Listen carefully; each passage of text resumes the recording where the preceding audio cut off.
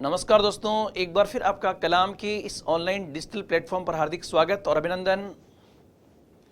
आज फिर हम आपके सेकंड ग्रेड के फर्स्ट पेपर के दृष्टिकोण से एक और महत्वपूर्ण टॉपिक, जहां पर समय समय पर प्रत्येक एग्जाम में प्रश्न पूछे जाते हैं, उस टॉपिक का नाम है दोस्तों संयुक्त राष्ट्र। और कलाम की टीम ने पूरा प्रयास किया है कि अब तक यूनाइटेड नेशन से किस किस प्रकार के एग्जाम में प्रश्न बने हैं और भविष्य में किस प्रकार से और क्वेश्चन बन सकते हैं, उसका पूरा रिसर्च करने के बाद कलाम की पूरी टीम और उसकी डिजिटल टीम के साथ में मैं यहाँ पर हाजिर हुआ हूँ। इसलिए आज दोस्तों हम संयुक्त राष्ट्र को, यूनाइटेड नेशन को बहुत अच्छे से पढ़ने का प्रयास यहाँ पर करेंगे। यूनाइटेड नेशन आपको इस बैकग्राउंड में दिखाई दे रहा है और ये जो है यही यूनाइटेड नेशन का फ्लैग भी है, जिसकी चर्चा मैं आपके साथ करूंगा। अब इस क्रम में सबसे पहले ये यूनाइटेड नेशन के मेंबर्स है दोस्तों। अभी दुनिया में 193 देश जो है 193 यूएन मेंबर हैं।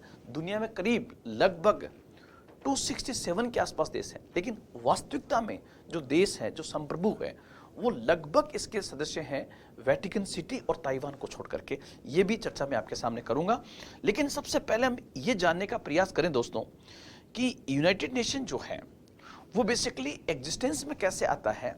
तो इसका जो प्रोसेस है कि वैश्विक स्तर पर संगठनों का निर्माण किया जाए जो अंतर्राष्ट्रीय शांति और सुरक्षा को स्टैब्लिश कर सके, तो इसकी शुरुआत हम देखते हैं कि इस प्रकार के संगठन बनने, हालांकि बहुत सारे संगठन बने हैं, लेकिन जब फर्स्ट वर्ल्ड वॉर चल रहा था, और आपको पता है कि 1914 से लेकर 1918 तक प्रथम विश्व युद्ध चला था, फर्स्ट वर्ल्ड वॉर चला था। और जब फर्स्ट वर्ल्ड वॉर चल रहा था तो जैसा कि मानवीय मस्तिष्क की यह संकल्पना है, यह सोच है कि जब मानव के मस्तिष्क में विध्वंस की प्रक्रिया चल रही होती है, उसी समय उसके दिमाग में शांति की प्रक्रिया भी चलती है। अर्थात सकारात्मकता और नकारात्मकता, विध्वंस और निर्माण, ये प्रक्रियाएं मानवीय मस्तिष्क में साथ साथ चलती है। इसी क्रम में जब पूरा वर्ल्ड वैश्विक स्तर पर फर्स्ट वर्ल्ड वॉर लड़ रहा था, जिसमें एक तरफ ब्रिटेन और फ्रांस थे और दूसरी तरफ जर्मनी, ऑस्ट्रिया, हंगरी और तुर्की थे, तो उसी समय प्रथम विश्व के समय ही मित्र राष्ट्रों ने यह संकल्प लिया कि हम दुनिया में इस प्रकार के युद्ध वापस ना हो, हम एक वैश्विक संगठन की स्थापना करेंगे जो अंतर्राष्ट्रीय शांति और सुरक्षा की स्थापना कर सके। इसका सबसे बड़ा फर्स्ट वर्ल्ड वॉर के बाद ये जो शांति के प्रयास किए, इन शांति के प्रयासों में अगर किसी व्यक्ति विशेष के नाम की बात करूं तो शांति के प्रयासों में सबसे बड़ा नाम आता है वुड्रो विल्सन का। वुड्रो विल्सन, आप देख रहे हो दोस्तों, एक ऐसा व्यक्तित्व जिसने उस विध्वंस के समय पुनर्निर्माण की बात कही, जिसने शांति की बात कही, जिसने सुरक्षा की बात कही। वुड्रो विल्सन, आप कहोगे सर वुड्रो विल्सन कौन था? तो Woodrow Wilson first world war के समय अमेरिकी राष्ट्रपति था, यूएसए का प्रेसिडेंट था। और दोस्तों आप लोग ध्यान रखना, इस राष्ट्रपति ने, वुड्रो विल्सन ने ये प्रयास किया, उसने 14 पॉइंट प्रोग्राम पेश किया था प्रथम विश्व के समय और निशस्त्रीकरण की बात की थी और कहा कि हथियारों की दौड़ पर रोक लगनी चाहिए। और वर्साई की संधि के तहत 1920 में जो संगठन एग्जिस्टेंस में आया उसे हम लीग ऑफ नेशन कहते हैं, जिसको हम राष्ट्र संघ कहते हैं। आप लोग ध्यान रखना, राष्ट्र संघ की स्थापना कब हुई? तो फर्स्ट वर्ल्ड वॉर के बाद होती है। किस संधि के तहत हुई? वर्साई की संधि के तहत हुई। कब हुई? 1920 के अंदर। तो ध्यान रखना, लीग ऑफ नेशन की स्थापना 1920 में हुई और राष्ट्रसंघ जो था उसका हेडक्वार्टर जो है वो बेसिकली जिनेवा बना हुआ है। बहुत ही शानदार इसका हेडक्वार्टर था लीग ऑफ नेशन का। लेकिन दोस्तों, किसी संगठन की सफलता उसके परिणामों में छुपी होती है। लेकिन राष्ट्रसंघ 1920 से 1940 के मध्य की उस तमाम प्रकार की सैन्य संधियों को नहीं रोक सका, देशों के मध्य गुटबंदी को नहीं रोक सका, और राष्ट्रसंघ इतना प्रभावशाली भी नहीं हो सका क्योंकि राष्ट्रसंघ की संकल्पना लाने वाला वुड्रो विल्सन अपने देश को अर्थात अमेरिका जो सुपर पावर बनने की ओर अग्रसर था उसको भी इस राष्ट्रसंघ का सदस्य नहीं बना सका। जब वुड्रो विल्सन अपने देश को लीग ऑफ नेशन का सदस्य नहीं बना सका तो दोस्तों मैं आपको कहना चाहूंगा कि राष्ट्रसंघ में बहुत सारी घोषणाएं थी, बहुत सारे अनुच्छेद थे, बहुत सारे आर्टिकल्स थे, लेकिन हकीकत में यह संगठन सफल नहीं हो सका। सफल क्यों नहीं हो सका? क्योंकि वैश्विक शक्तियां जो थी वो इसमें शामिल नहीं हुई, जैसे अमेरिका। साथ ही साथ ये उन गुटबंदियों को, उन सैन्य गुटों को, उन सैन्य हथियारों को, शस्त्रीकरण को रोक नहीं सका और परिणाम ये हुआ कि 1939 में सेकेंड वर्ल्ड वॉर शुरू हो जाता है। अब आप देखिए, सेकेंड वर्ल्ड वॉर जो है आपको पता होगा, जिसको हम कहते हैं द्वितीय विश्व युद्ध, सेकेंड वर्ल्ड वॉर। आप कहोगे सर सेकेंड वर्ल्ड वॉर जो है, सेकेंड वर्ल्ड वॉर जो है ये बेसिकली 1939 से 1939 से 1945 के मध्य आपको पता होगा सेकेंड वर्ल्ड वॉर हुआ था। और सेकेंड वर्ल्ड वॉर में आप लोग ध्यान रखना 1 सितंबर 1939 को जब जर्मनी ने पोलैंड पे हमला किया तो उसी के साथ सेकेंड वर्ल्ड वॉर शुरू हो जाता है। और जैसे सेकेंड वर्ल्ड वॉर शुरू हुआ दोस्तों, आप लोग ध्यान रखना यहां पर एक पॉइंट कि यहां सेकेंड वर्ल्ड वॉर में एक तरफ थे मित्र राष्ट्र, एक तरफ थे मित्र राष्ट्र, और मित्र राष्ट्रों में नाम आता है ब्रिटेन का और स्पेशली फ्रांस का। और उस समय दोस्तों थोड़ा सा मैं आपको सेकेंड वर्ल्ड वॉर क्यों पढ़ा रहा हूं, ताकि आप यूनाइटेड नेशन की बैकग्राउंड को बहुत अच्छे से समझ सकें।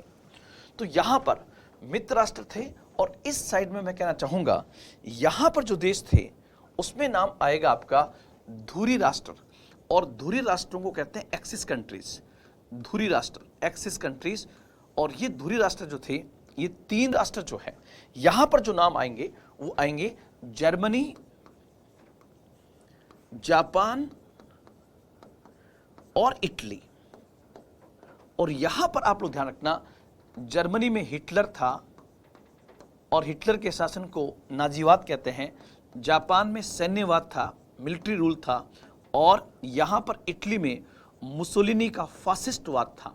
तो ये मैंने कहा ये शक्तियां थी और उसी समय वैश्विक स्तर पर 2 नई शक्तियों का उद्भव हो रहा था। ध्यान रखना सेकेंड वर्ल्ड वॉर के समय दुनिया की सुपर पावर कौन थे? तो ब्रिटेन और फ्रांस थे। लेकिन इस वार के बाद, या मैं कह सकता हूं कि इसी वार के समय दुनिया में 2 नई शक्तियों का उद्भव हो रहा था, और वो 2 नई शक्तियां थी अमेरिका जो एक पूंजीवादी देश था, और दूसरा नाम आएगा यूएसएसआर, सोवियत संघ का। अब देखिए दोस्तों, एक तरफ तो सेकेंड वर्ल्ड वॉर शुरू हो गया है 1 सितंबर 1939 को, और जैसे ही वार शुरू हुआ अंतर्राष्ट्रीय शांति और सुरक्षा खतरे में पड़ गई। इसलिए अमेरिका का राष्ट्रपति था फ्रैंकलिन डी रूजवेल्ट। आप लोग ध्यान रखना इस व्यक्ति का नाम, अमेरिकी राष्ट्रपति था फ्रैंकलिन डी रूजवेल्ट। और यूनाइटेड नेशन की स्थापना में सबसे बड़ी भूमिका अगर किसी व्यक्ति विशेष की रही है तो वो था फ्रैंकलिन डी रूजवेल्ट। और आप लोग इस नाम को इसलिए भी याद रखना कि फ्रैंकलिन डी रूजवेल्ट जो अमेरिकी राष्ट्रपति रहा, ये एकमात्र अमेरिका का राष्ट्रपति था जो 4 बार अमेरिका का राष्ट्रपति रहा था।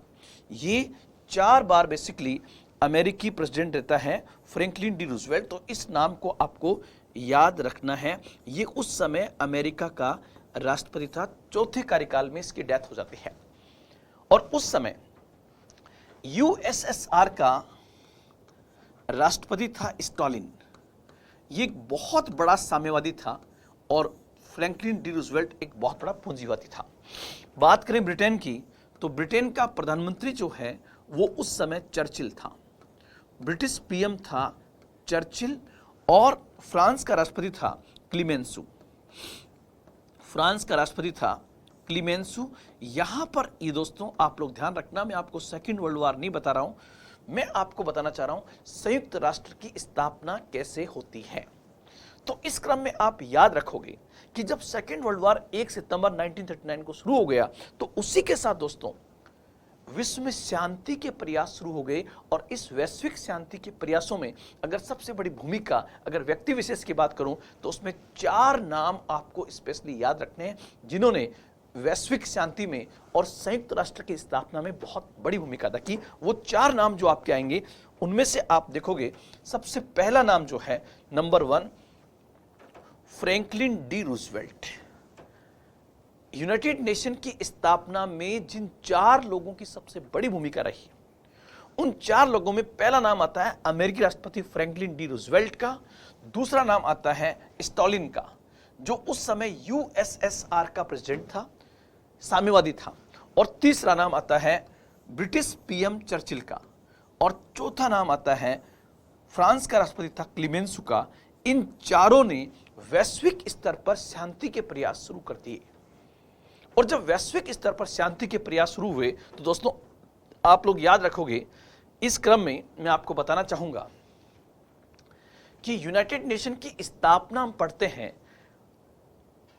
जून 1945 में होगी, लेकिन उसके जो एफर्ट्स हैं, उसके जो प्रयास हैं, वो प्रयास आप कैसे देखोगे? तो मैं यहां पर पहले हेडिंग डाल दूं, यूएन मतलब संयुक्त राष्ट्र की निर्माण प्रक्रिया, यूनाइटेड नेशन की निर्माण प्रक्रिया, और उस निर्माण प्रक्रिया से संबंधित प्रमुख सम्मेलन कौन से थे, प्रमुख सम्मेलन कौन से थे। फिर हम आगे बढ़ेंगे तो एक एक चीज का नॉलेज हमें हो जाएगा। तो यहां पर दोस्तों आप स्पेशली मेरे कहने पर ये जो 6 पॉइंट है या 7 सम्मेलन है, उन 7 सम्मेलनों को जरूर याद रखना, वहां से एग्जाम में प्रश्न बनता है। आप कहोगे सर ये 7 सम्मेलन कौन से हैं, तो इसको मैं दिखाना चाहूंगा। सबसे पहले नंबर 1 आप देखिए, लंदन सम्मेलन। सबसे पहले यूएन की स्थापना के लिए एक सम्मेलन हुआ जिसको हम कहेंगे लंदन सम्मेलन, और लंदन सम्मेलन कब हुआ? जून 1941 के अंदर। जून 1941 में जो लंदन सम्मेलन हुआ था वो संयुक्त राष्ट्र की स्थापना की दिशा में पहला कदम माना जाता है। दूसरा, इसके बाद आता है अटलांटिक चार्टर। अटलांटिक चार्टर के नाम से घोषणा होती है, और अटलांटिक चार्टर की जो घोषणा हुई दोस्तों आप लोग ध्यान रखिएगा, ये हुई अगस्त 1941 के अंदर। मतलब फ्रैंकलिन डी रूजवेल्ट, चर्चिल, क्लीमेंसु ये मिलते हैं और कहते हैं कि हमें किस प्रकार अंतर्राष्ट्रीय शांति और सुरक्षा के लिए काम करना चाहिए। और यहां पर तीसरा पॉइंट होगा संयुक्त राष्ट्र घोषणा। संयुक्त राष्ट्र घोषणा, तो इसको भी हम देखेंगे। यूनाइटेड नेशन डिक्लेरेशन कब हुआ? तो संयुक्त राष्ट्र घोषणा जो हुई है, आप लोग ध्यान रखना, संयुक्त राष्ट्र घोषणा हुई है जनवरी 1942 के अंदर। संयुक्त राष्ट्र घोषणा हुई है जनवरी 1942 के अंदर। और उसके बाद नेक्स्ट नाम जो आएगा, उसके बाद आपको ध्यान रखना है, मॉस्को में एक सम्मेलन हुआ। मॉस्को किसकी राजधानी है? यूएसएसआर की राजधानी है। तो इसके बाद होगा मॉस्को सम्मेलन। मॉस्को सम्मेलन, और मॉस्को सम्मेलन के बाद कौन सा सम्मेलन हुआ? तो उत्तर आएगा आपका तेहरान सम्मेलन। तेहरान किसकी राजधानी है? ईरान की राजधानी है। तो तेहरान सम्मेलन हुआ, तेहरान सम्मेलन। तो यहां पर आप देखोगे 1 2 3 4 5, तेहरान सम्मेलन के बाद में जो सम्मेलन था उसका नाम था याल्टा सम्मेलन। याल्टा बेसिकली यूक्रेन के क्रीमिया में एक जगह का नाम है, जो नगर है याल्टा सम्मेलन। उस समय याल्टा यूएसएसआर का पार्ट था, यूएसएसआर का नगर था। और फाइनली और सबसे इंपॉर्टेंट जो सम्मेलन माना जाता है वो आपका माना जाता है सैन फ्रांसिस्को सम्मेलन। सैन फ्रांसिस्को सम्मेलन। तो यहां पर मेरी एक बात जो मैंने कही कि मनुष्य के दिमाग में विध्वंस और निर्माण की प्रक्रिया साथ साथ चलती है, इसका मैंने एग्जाम्पल आपको दिया कि किस प्रकार से जब सेकेंड वर्ल्ड वॉर चल रहा था, उसी वर्ल्ड वॉर के समय वैश्विक देशों ने, वैश्विक शक्तियों ने एक ऐसे संगठन की स्थापना का प्रयास शुरू कर दिया जो न केवल इस युद्ध को रोक सके बल्कि भविष्य में युद्ध ना हो। और आप देखिए 1945 के बाद वर्ल्ड में कोई वार नहीं हुआ है, उसकी एक बड़ी सफलता, मतलब वर्ल्ड वार नहीं हुआ है। हालांकि अभी आप देख रहे हो यूक्रेन के मुद्दे को लेकर, यूक्रेन और रसिया में जो तनातनी चल रही है उसको लेकर फिर एक बार ऐसा लग रहा है कि कहीं यूरोप युद्ध के कगार पर क्यों नहीं पहुंच जाए, क्योंकि अभी तक दुनिया में जो 2 वर्ल्ड वार हुए हैं वो दोनों वार यूरोप में हुए हैं। तो यहां पर मैं कहना चाहूंगा दोस्तों, सबसे पहले लंदन सम्मेलन हुआ जून 1941 के अंदर, उसके बाद अटलांटिक चार्टर अगस्त 1941 में, संयुक्त राष्ट्र घोषणा जनवरी 1942, मॉस्को सम्मेलन जो है अक्टूबर 1943 के अंदर, अक्टूबर 1943 में, फिर ईरान की राजधानी तेहरान में दिसंबर 1943 में ये हुआ, और जनवरी 1945 में, फरवरी 1945 के अंदर, फरवरी 1945 के अंदर याल्टा सम्मेलन होता है। और फिर अमेरिका के सैन फ्रांसिस्को नगर में फाइनली एक सम्मेलन होता है जिसको हम कहते हैं, अप्रैल से लेकर जून तक चलता है ये 1945 में, इसको हम कहते हैं सैन फ्रांसिस्को सम्मेलन, या मैं ऐसे कहूं कि यूनाइटेड नेशन की स्थापना संबंधी अंतिम सबसे महत्वपूर्ण सम्मेलन कौन था, तो नाम आएगा सैन फ्रांसिस्को सम्मेलन। साथ ही साथ दोस्तों यहां पर यह भी क्वेश्चन बनेगा कि निर्माण प्रक्रिया की शुरुआत कहां से होती है, तो शुरुआत उसकी होगी लंदन सम्मेलन से जून 1941 में, जब सेकेंड वर्ल्ड वार 1939 में स्टार्ट हुआ। उसके ठीक 2 साल बाद अंतरराष्ट्रीय स्तर पर यह प्रयास शुरू हो गए कि वैश्विक स्तर पर ऐसे प्रयास करने चाहिए ताकि दुनिया में आगे चलकर युद्ध ना हो। अब हम आगे बढ़ें तो उससे पहले मैं चाहूंगा कि आपके एग्जाम के पॉइंट से पहले एकदम छोटे छोटे क्वेश्चंस को बाहर निकाल के लेके आते हैं, और उन बाहर में जब निकाल के लाऊंगा तो इसमें सबसे इंपॉर्टेंट जो सम्मेलन होगा वो होगा सैन फ्रांसिस्को सम्मेलन। सैन फ्रांसिस्को सम्मेलन, आप कहोगे सर सैन फ्रांसिस्को किस देश में है, तो ये अमेरिका में है। अमेरिका में सैन फ्रांसिस्को सम्मेलन हुआ था, और कब हुआ, तो यहां पर फिर आप याद रखोगे 1945, अप्रैल से लेकर जून तक ये सम्मेलन चलता है। अब इसके कुछ एकदम छोटे छोटे क्वेश्चंस को मैं लेके सामने आता हूं। सबसे पहले आप देखिए, पहला क्वेश्चन मैं आपके सामने ये बताना चाहूंगा कि संयुक्त राष्ट्र नाम किसने दिया, यूएन नाम किसके द्वारा दिया गया था, यूनाइटेड नेशन। तो ध्यान रखना, यूनाइटेड नेशन जो नाम आया है, यूनाइटेड नेशन, ये नाम किसने दिया, तो आप लोग यहां पर याद रखोगे, ये नाम बेसिकली फ्रैंकलिन डी रूजवेल्ट के द्वारा दिया गया था। फ्रैंकलिन डी रूजवेल्ट के द्वारा ये नाम दिया गया था, फ्रैंकलिन डी रूजवेल्ट के द्वारा। दूसरा क्वेश्चन, संयुक्त राष्ट्र के लिए सदस्य देशों ने हस्ताक्षर कब किए, तो आप लोग ध्यान रखना। फिर यहां पर एक पॉइंट आएगा, 26 जून 1945 को सैन फ्रांसिस्को सम्मेलन के अंदर 50 देशों ने हस्ताक्षर कर दिए।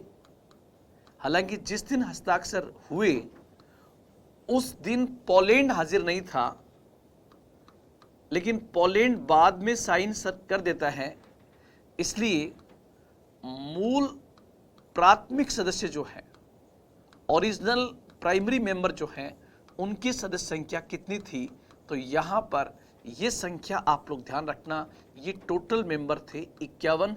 जिस दिन सिग्नेचर हुए उस दिन कितने थे, उस दिन 50 थे।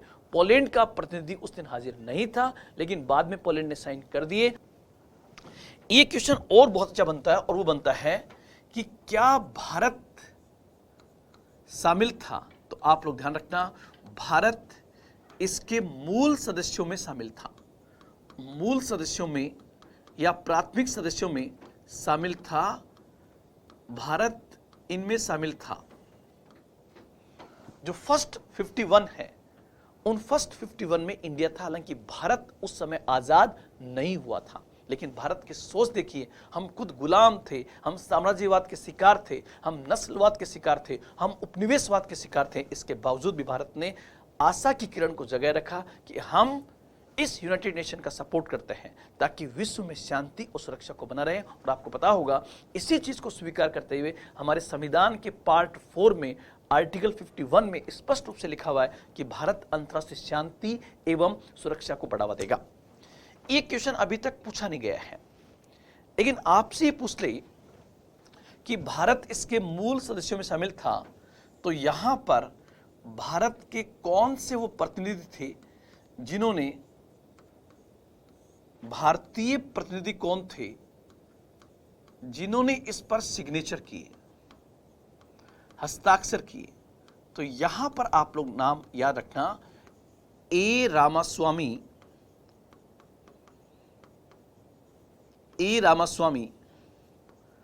मुदलियार नाम की व्यक्ति थे जिन्होंने भारत की ओर से इस पर साइन किए थे। हालांकि रिप्रेजेंटेटिव 3 गए थे, लेकिन साइन करने वाले कौन थे? ए रामास्वामी मुदलियार। उसी प्रकार से आपसे पूछे कि यूएन की स्थापना कब मानी जाती है, संयुक्त राष्ट्र की स्थापना कब मानी जाती है? तो दोस्तों आप लोग ध्यान रखना, 24 अक्टूबर 1945। 24 अक्टूबर 1945 जो है वो बेसिकली संयुक्त राष्ट्र का स्थापना दिवस माना जाता है। इसलिए आपसे पूछे कि यूएन डे या संयुक्त राष्ट्र दिवस कब मनाया जाता है, तो आपका उत्तर जो होगा वो 24 अक्टूबर को मनाया जाता है। 24 अक्टूबर 1945 को यूनाइटेड नेशन का चार्टर जो है वो पूरी तरह से पुष्ट कर दिया गया, स्वीकार कर लिया गया। इसलिए हर साल 24 अक्टूबर को इसका स्थापना दिवस मनाया जाता है। आप कहोगे सर, जिस समय यूनाइटेड नेशन की स्थापना हुई, तो आज की तारीख में यूनाइटेड नेशन जो है, यूएन का जो हेडक्वार्टर है वो कहां पर है? तो यूनाइटेड नेशन का हेडक्वार्टर जो है वो बेसिकली न्यूयॉर्क के अंदर है, वो न्यूयॉर्क में है। और ये जमीन किसने दी थी हेडक्वार्टर के लिए? तो जॉन रॉकफेलर था, उसने ये जमीन डोनेट की थी। इसलिए उसका नाम आज भी याद रखा जाता है कि किस व्यक्ति ने ये काम किया था, तो यहां पर नाम आएगा ये वाला। एक बार दोस्तों ये भी क्वेश्चन पूछा गया है कि यूनाइटेड नेशन की पहली मीटिंग कहां पर हुई थी? तो ध्यान रखना आप लोग, यहां पर यूएन की पहली मीटिंग जो है वो कहां हुई थी? वो बेसिकली लंदन में होती है। और जगह का नाम क्या था? वेस्टमिंस्टर। जो महारानी का जो पैलेस है उसके पास में है, वेस्टमिंस्टर, लंदन में एक जगह है। यहां पर 10 जनवरी 1946 को यूएन की पहली मीटिंग होती है।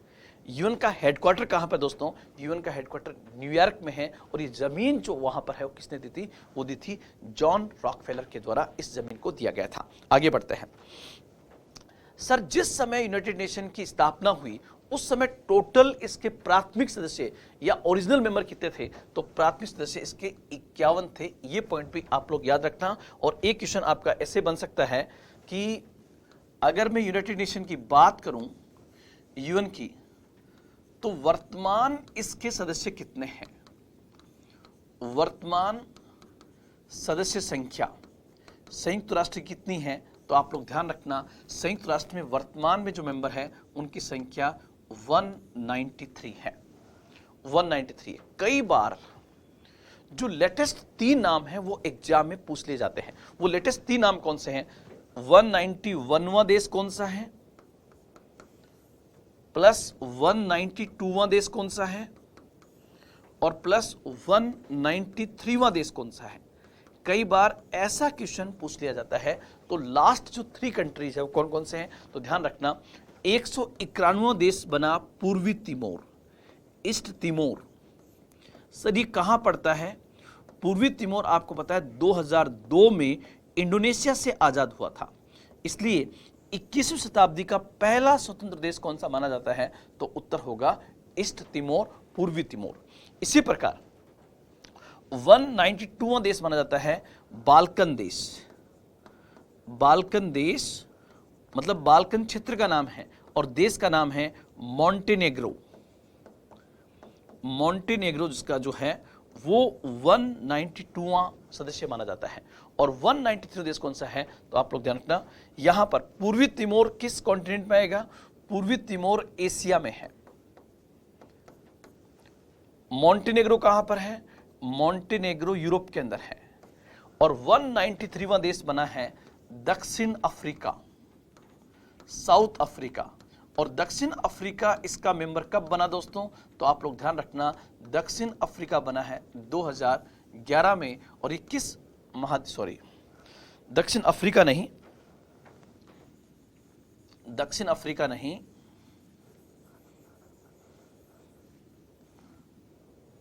यहां पर। इसके बाद आपसे पूछे कि 193वां देश कौन सा है? तो 193वां देश जो है उसका नाम होगा दक्षिणी सूडान। साउदर्न सूडान जो है वो बेसिकली इसका 193वां मेंबर है। और ये कब बना? तो आपका उत्तर होगा ये 193वां मेंबर है जो 2011 में इसका मेंबर बना है। 2011 में इसका सदस्य बना है। ये पॉइंट भी आपको स्पेशली यहां पर याद रखने हैं कि लास्ट 3 कंट्री कौन से हैं? तो पूर्वी तिमोर, मॉन्टेनेग्रो और दक्षिणी सूडान इसके लेटेस्ट जो है वो इसके 3 मेंबर है। जो 2002 मॉन्टेनेग्रो बना 2006 में और दक्षिण सूडान बना है 2011 के अंदर। इतने पॉइंट्स आपको स्पेशली यहां पर याद रखने हैं। ये पॉइंट्स मैंने बताया। और आपको पूछे कि यूएन का हेडक्वार्टर कहां पर है? तो यूएन का हेडक्वार्टर जो है दोस्तों आप लोग ध्यान रखना, इसका हेडक्वार्टर न्यूयॉर्क के अंदर है। आगे बढ़ते हैं और नेक्स्ट पॉइंट आपके पास में आएगा कि सर संयुक्त राष्ट्र के अंदर यूनाइटेड नेशन जो है उसके ओरिजिनल अंग कौन से हैं, उसके महत्वपूर्ण अंग कौन से हैं? तो ध्यान रखना दोस्तों आप लोग कि संयुक्त राष्ट्र जो है जिसको हम यूनाइटेड नेशन कहते हैं, उस यूएन के 6 अभिन्न अंग माने जाते हैं। इसके 6 अभिन्न अंग माने जाते हैं। थोड़ा सा चर्चा उन अभिन्न अंगों की, फिर एक एक अंग को मैं आपको बताने का प्रयास करूंगा ताकि हम बहुत अच्छे से हर प्रकार के क्वेश्चन को कर सकें। दोस्तों ध्यान रखना आप, इसमें सबसे पहला आएगा नंबर 1, सबसे पहले आएगा संयुक्त राष्ट्र महासभा, जो इसका सबसे महत्वपूर्ण अंग है संयुक्त राष्ट्र महासभा। और आप लोग ध्यान रखना, महासभा को ही मैं एक पूरी क्लास अलग से महासभा पे लूंगा। संयुक्त राष्ट्र महासभा को ही विश्व की लघु संसद भी कहा जाता है, विश्व का अंतःकरण भी कहा जाता है। इसको विश्व का अंतःकरण संयुक्त राष्ट्र महासभा को। नंबर 1। नंबर 2 आप लोग ध्यान रखना, संयुक्त राष्ट्र सुरक्षा परिषद। संयुक्त राष्ट्र सुरक्षा परिषद, सुरक्षा परिषद, ये पॉइंट भी आप लोग याद रखेंगे। और तीसरा आप लोग ध्यान रखना, आर्थिक एवं सामाजिक परिषद। आर्थिक एवं सामाजिक परिषद, इकोनॉमिक एंड सोशल काउंसिल, आर्थिक एवं सामाजिक परिषद। इसी प्रकार 4th नाम जो होगा, चौथा नाम, वो आपका होगा अंतर्राष्ट्रीय न्यायालय। अंतर्राष्ट्रीय न्यायालय, इंटरनेशनल कोर्ट फॉर जस्टिस, सचिवालय, सेक्रेटरीट, सचिवालय और ट्रस्टीशिप काउंसिल,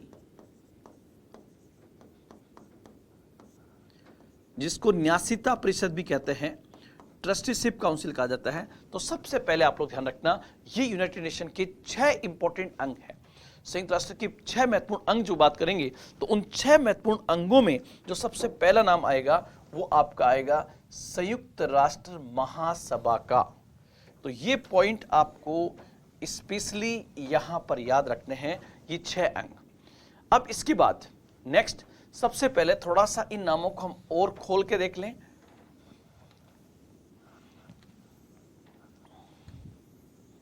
ये आपके संयुक्त राष्ट्र के 6 अंग होंगे। अब इसमें ये अभिन्न अंग है, मतलब ये वो अंग है जिनके बिना यूनाइटेड नेशन चल ही नहीं सकता है।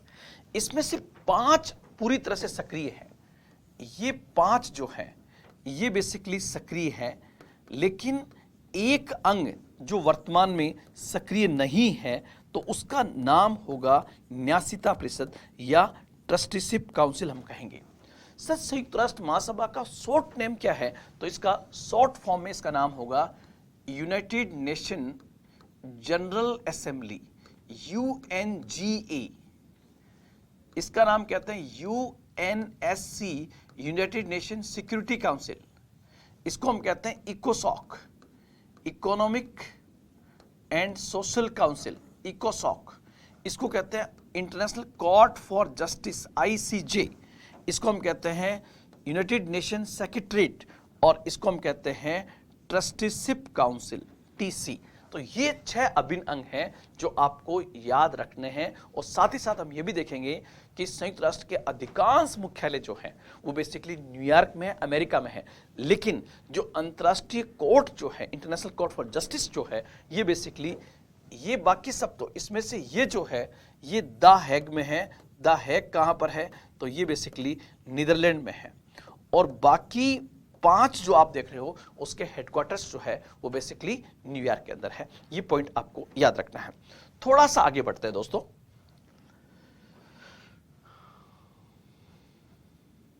ये मैंने जो आपको बताया था डिक्लेरेशन, तेहरान डिक्लेरेशन के अंदर आप देख रहे हो कि तीनों लोग एक साथ मिले थे वहां पर। ये 3 लोगों की बहुत बड़ी भूमिका यूनाइटेड नेशन में रही, जिसमें से आप देख रहे हो ये व्यक्ति Franklin D Roosevelt, Franklin D Roosevelt, ये था चर्चिल, और ये था स्टालिन।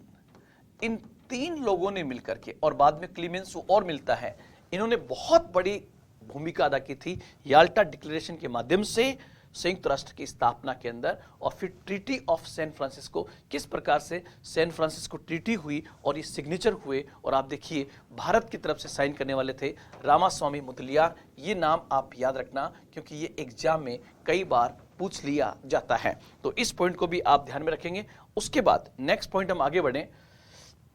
संयुक्त राष्ट्र दिवस कब मनाया जाता है? तो आप लोग ध्यान रखना, आधिकारिक रूप से 24 अक्टूबर को हर साल, 24 अक्टूबर 1945 को यूएन चार्टर को पुष्ट कर दिया गया था, इसलिए 24 अक्टूबर जो है वो वैश्विक स्तर पर यूएन डे के रूप में मनाया जाता है। तो ये भी हम इसको यहाँ पर ध्यान रखेंगे। उसके बाद आगे बढ़ें तो जुलाई 2011 में जो लास्ट मेंबर बना है वो बेसिकली बना है दक्षिण सूडान। और यहाँ पर एग्जाम के पॉइंट से आपको ध्यान रखना है क्या कि दक्षिण सूडान किस महाद्वीप में है? तो दक्षिण सूडान आप देखोगे ये अफ्रीका कॉन्टिनेंट का एक देश है, अफ्रीका महाद्वीप का एक देश है। और आप लोग याद रखना कि जो नया सदस्य बना है साउदर्न सूडान, वो बेसिकली एक लैंडलॉक कंट्री है, अर्थात इसकी सीमाएं समुद्र के साथ में नहीं मिलती है। दक्षिण सूडान जो है उसकी सीमाएं समुद्र के साथ में नहीं लगती है। और दक्षिण सूडान किस देश से अलग होकर के एक स्वतंत्र देश बना है? तो आप यहां पर ध्यान रखोगे ये सूडान एक पूरा देश था, सूडान जो अफ्रीका महाद्वीप का सबसे बड़ा देश था, इसी सूडान से अलग होकर के ये बना है दक्षिण सूडान। ऊपर वाला जो सूडान है उसका नाम नॉर्दर्न सूडान नहीं है, केवल सूडान रखा गया है, ध्यान रखना। और दक्षिण सूडान जो है वो ईसाई बाहुल्य देश है, तेल और प्राकृतिक गैस के पॉइंट से काफी संपन्न देश माना जाता है। लेकिन इसका कमजोर पॉइंट क्या है कि दक्षिण सूडान जो है वो बेसिकली एक लैंडलॉक कंट्री है, और यहां पर ट्राइबल्स जनजातियां इतनी बड़ी संख्या में हैं कि यहां पर अभी भी एक स्वतंत्र देश बनने के बाद भी यहां पर इन जनजातियों के मध्य भयंकर संघर्ष चल रहा है। तो ये पॉइंट भी आपको यहां पर याद रखना है। आगे बढ़े। ये दोस्तों आप देख रहे हो ये संयुक्त राष्ट्र की बिल्डिंग है। कभी आपको मौका मिले यूनाइटेड नेशन में जाने का तो ये जो आप बिल्डिंग देख रहे हो ये बहुत बड़ी बिल्डिंग है। और ये बिल्डिंग कब बन के तैयार हुई? तो 1952 में संयुक्त राष्ट्र का ये हेडक्वार्टर बन के न्यूयॉर्क में तैयार होता है। न्यूयॉर्क की बिल्डिंग की जगह जो किसने दी थी? जॉन रॉकफेलर के द्वारा इस बिल्डिंग की जमीन को दिया गया था। ये पॉइंट भी आपको यहां पर याद रखना है। अब एक क्वेश्चन आपके पास में है कि ऑब्जेक्ट ऑफ यूनाइटेड नेशन क्या है। आप लोग ध्यान रखना कि संयुक्त राष्ट्र का जो आर्टिकल 1 है, उस आर्टिकल 1 में आपको पता है कि संयुक्त राष्ट्र का जो चार्टर उसमें टोटल 10,000 शब्द है, 19 अध्याय है, 111 आर्टिकल्स वहां पर दिए गए। उसको मैं चर्चा आपसे अलग से करूंगा, लेकिन इससे पहले एक पॉइंट सुन लीजिए आप कि संयुक्त राष्ट्र का जो ऑब्जेक्ट है वो यूनाइटेड नेशन के चार्टर के किस आर्टिकल में है। तो आर्टिकल 1 में उसको दिया गया है। और पहला उद्देश्य क्या है, तो आप लोग ध्यान रखना, इसका पहला उद्देश्य है विश्व शांति एवं सुरक्षा को बनाए रखना। विश्व शांति एवं सुरक्षा को बनाए रखना इसका पहला ऑब्जेक्ट है। दूसरा ऑब्जेक्ट है दोस्तों, आप लोग ध्यान रखना, अंतर्राष्ट्रीय विवादों का समाधान। अंतर्राष्ट्रीय विवादों का समाधान, अंतर्राष्ट्रीय विवादों का समाधान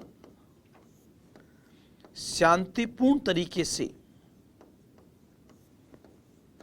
शांतिपूर्ण तरीके से, शांतिपूर्ण तरीके से करना।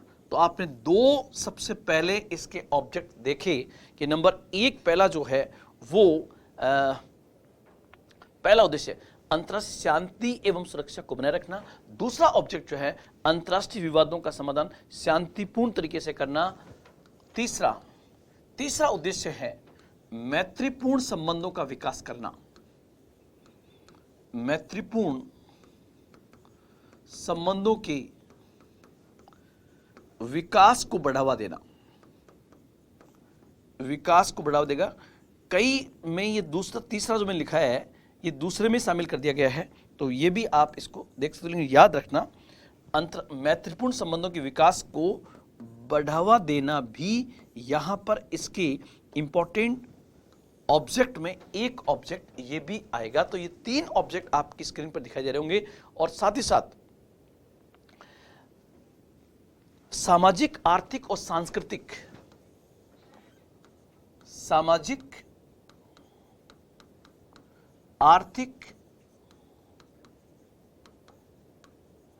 सांस्कृतिक, ये 3 डायमेंशन दोस्तों आप लोग ध्यान रखना। कौन कौन से? सामाजिक, आर्थिक और सांस्कृतिक और मानव हितवादी।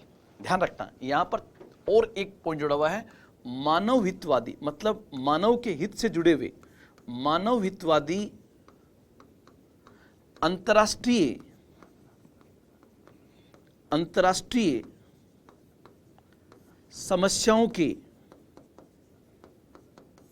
समस्याओं के निपटान में या निपटारे में एक प्लेटफॉर्म के रूप में काम करना, एक प्लेटफॉर्म के रूप में काम करना भी यहां पर एक इंपॉर्टेंट ऑब्जेक्ट में शामिल होगा आर्टिकल 1 में। साथ ही साथ उपयुक्त उद्देश्यों की प्राप्ति के लिए यूनाइटेड नेशन जो है वो एक प्लेटफॉर्म के रूप में काम करेगा, ये भी है। और मानव समाज के विकास हेतु अंतर्राष्ट्रीय तंत्र के रूप में काम करना। ध्यान रखना, मानव समाज के विकास हेतु, मानव समाज के विकास हेतु एक अंतर्राष्ट्रीय तंत्र के रूप में भी काम करना, ये भी इसके ऑब्जेक्ट में होगा दोस्तों। तो आप लोग ध्यान रखना, अभी मैंने आपको सिर्फ यूएन का बेसिक समझाया है। इससे आगे वाली जो क्लास होगी उस क्लास में प्रयास किया जाएगा संयुक्त राष्ट्र के सिद्धांतों पे चर्चा करते हुए, उसके कुछ बेसिक पॉइंट्स को लेते हुए फिर हम महासभा, सुरक्षा परिषद, आर्थिक सामाजिक परिषद, सेक्रेटरीट और उसके बाद में अंतर्राष्ट्रीय न्यायालय और ट्रस्टीशिप काउंसिल पर विस्तार से चर्चा करेंगे। इसके कम से कम 3 से 4 वीडियोस आपके सामने आएंगे। ये पहला वीडियो है जो सिर्फ मैंने बेसिक बताने का प्रयास किया है। आगे फिर मिलेंगे एक नए जोश, नए उत्साह और नई उमंग के साथ। आज इतना ही। जय हिंद, जय भारत।